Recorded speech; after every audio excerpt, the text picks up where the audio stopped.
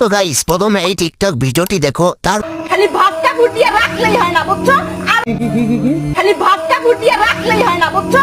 Call লাগবে না করলে আমি বুঝবো কেমন তা। মোশাররফ করিম ভাইটা কি কয় এটাও বোঝা লাগে। ওনার বাঁশ লাগবে, বাঁশ এমনি করে ওরা বাঁশ দিতে হবে, একটা দিলে হবে না অবশ্য, 2-3টা করে বাঁশ দিতে হবে। বাঁশ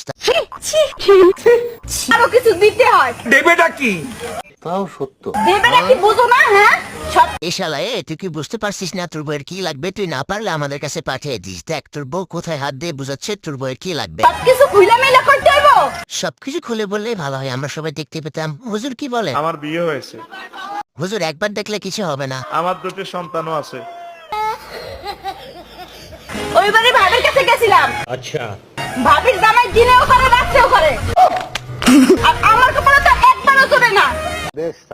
কি কর দিনেও করে রাইতে। এ শালা তোর বউয়ের এমনি বাঁশ লাগবো।